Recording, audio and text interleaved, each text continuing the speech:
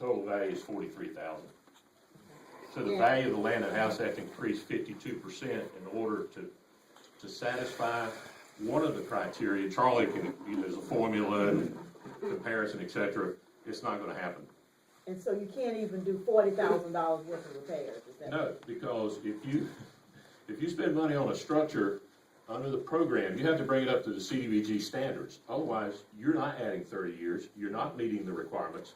You're just doing a paint and fix up. And the CDBG program is not a paint and fix up program. It is to address all the housing deficiencies that exist within that structure. And that was what was bid. That was a low bid, by the way. The other bids were higher, so it sort of set the stage that, and Mr. Fields is not low income, so it's kind of moot point to argue about what the numbers are one way or another, but it's not going to qualify for rehab, which kicks it into acquisition, clearance, or relocation of the tenant. And I sent the same notice to everybody after we had those bids, informed them of the substantial rehab requirements, and stated that that means we can only kick it into the acquire, clear, relocate tenant. And then ask them, are you willing to have the property appraised? And if you do, and then I gave those same options that I discussed earlier. And Mr. Fields indicated, no, I do not have appraised, I'm not interested in selling. There wasn't a dollar amount. Now in the case of Mr. Whitehead, he said, well, I'm not interested in selling, but it's okay. I give you permission to have the appraiser go on the property and of course, do it. Mr. Fields said, no, I'm not interested in having it sold, not interested in having an appraisal done, so he didn't give us permission to do it, and we didn't. So as a result of the owner not interested in participating in the only treatment that he's eligible for, then the house ain't gonna be done. Okay. So, and this is something I'm learning listening to this too, a difference with these grants in a small town like here, where in a larger town, there are often ways to make, where there are other funds that you can pull in to do that other 18,000. There's sometimes you can mix and match. Here, and with the limited amount of money, getting the 600,000, not the million, and maybe even with the million, you'd have been in the same shape. You're sort of limited at what.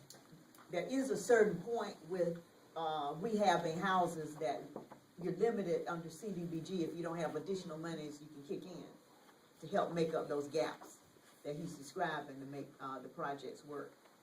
And it looks like that's, the unfortunate situation where the grant is raising expectations and in some ways doing more harm than good, except that you get the street done and maintain the status quo. So I think you're in a similar situation as Mr. Whitehead. You can have the status quo, the benefit of the paved street when it's done, or you and Mr. Fields and the family get together and decide if he wants to get it the house demolished and or sell the house and the land. Well, and that way you would at least be eligible for relocation assistance, on a one-time basis.